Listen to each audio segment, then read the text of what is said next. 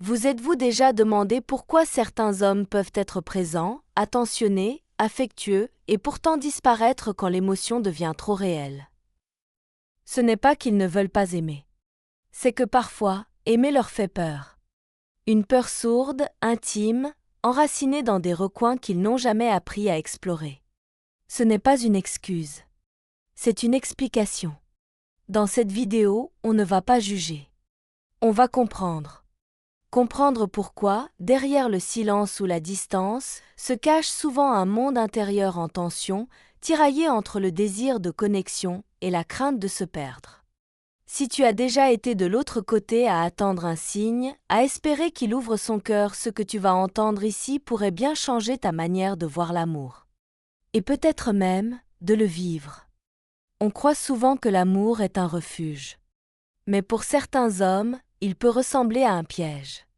Dès que les choses deviennent sérieuses, que les émotions gagnent en profondeur, une forme de panique s'installe.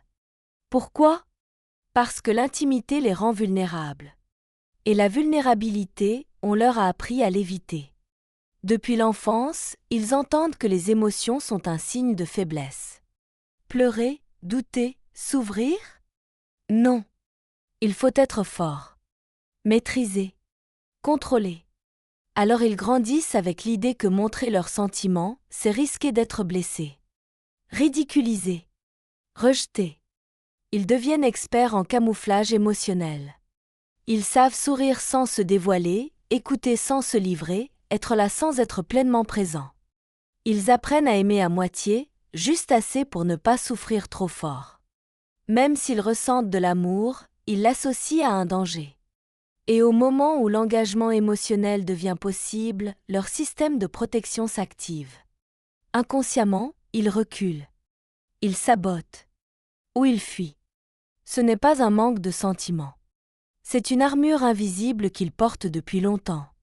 Une armure faite de peur, de croyances, de réflexes forgés par le passé. Et plus la connexion devient intense, plus l'armure devient lourde. Ils se sentent piégés entre deux élans contraires, l'envie d'aimer et la peur de disparaître dans l'amour. Derrière chaque homme qui évite l'engagement, il y a souvent une histoire qu'il ne raconte pas.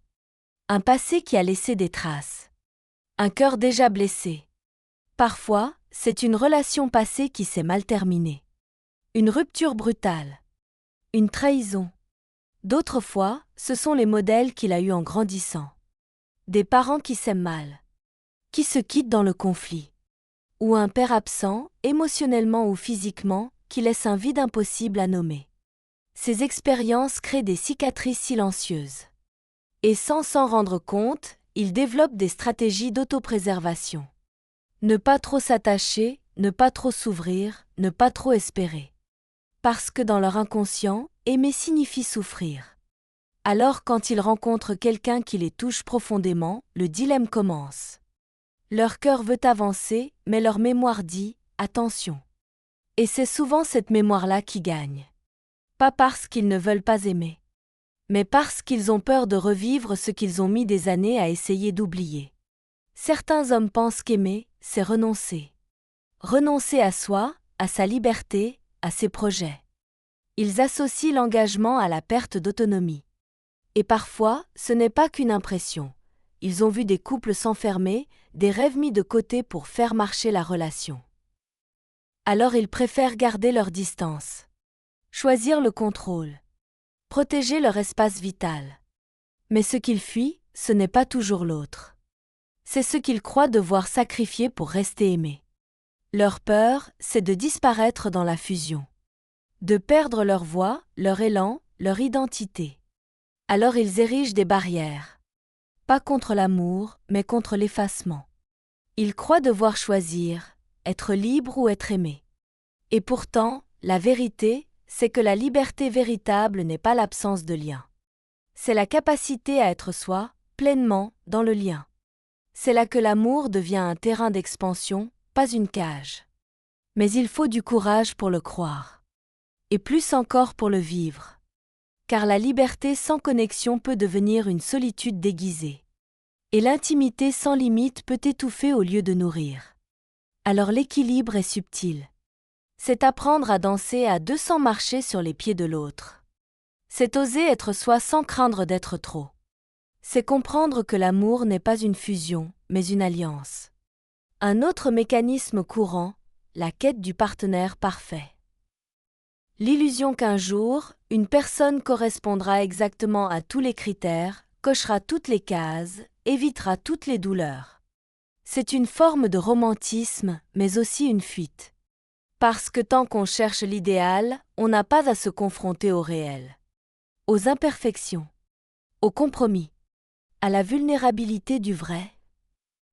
Les réseaux sociaux, les films, les séries renforcent cette attente. Un amour sans conflit, sans défaut, sans déséquilibre. Mais l'amour réel n'est pas parfait. Il est vivant. Il nous met face à nous-mêmes, à nos peurs, nos limites, nos incohérences. Et l'idéal peut devenir une prison mentale. On compare sans cesse, on doute, on remet en question au moindre accroc. On s'imagine que mieux existe, ailleurs, plus loin, plus tard. Mais on oublie que la perfection n'existe pas, sauf peut-être dans l'acceptation de l'imperfection. Alors certains hommes préfèrent couper court. Ils disent « je ne ressens plus rien » ou « ce n'est pas la bonne personne ». Mais souvent, ce n'est pas l'autre qu'il fuit. C'est l'inconfort que crée une vraie relation. Chercher la perfection, c'est parfois une excuse élégante pour éviter de s'impliquer. Parce que s'impliquer, c'est prendre le risque d'être vu, vraiment. Et ça, c'est plus effrayant que de rester seul. Et si au lieu de chercher le parfait, on apprenait à voir la beauté dans le vrai? Dans l'effort, dans la construction, dans la patience de deux cœurs qui apprennent à se rencontrer. Et puis il y a ceux qui sont prêts. Prêts à aimer, à construire, à s'ouvrir. Mais qui ne savent pas comment. Ils n'ont pas appris à nommer ce qu'ils ressentent. Ils n'ont pas eu de modèle sain pour exprimer leur cœur. Alors ils tâtonnent. Ils hésitent. Ils peuvent même blesser, sans le vouloir. Ce n'est pas le manque d'amour qui pose problème. C'est le manque de langage, d'outils, de sécurité intérieure. Ils avancent en terrain inconnu. Chaque émotion est une langue étrangère. Chaque conflit, une tempête sans boussole. C'est là que l'écoute, la patience et la confiance entrent en jeu. Parce qu'un homme qui veut aimer, même maladroitement, peut apprendre. À condition de ne pas être jugé, pressé ou comparé. L'engagement, pour lui, sera peut-être plus lent. Mais il peut être plus profond. Parce qu'il vient d'un choix conscient. Pas d'un besoin de combler un vide. Mais d'un désir de construire, pas à pas, quelque chose de vrai. Aimer un homme qui hésite, c'est parfois frustrant. Mais c'est aussi reconnaître que l'amour, pour lui, est un chemin. Pas une évidence. Et si ce chemin est sincère, il vaut peut-être la peine d'être parcouru. Avec douceur. Avec respect.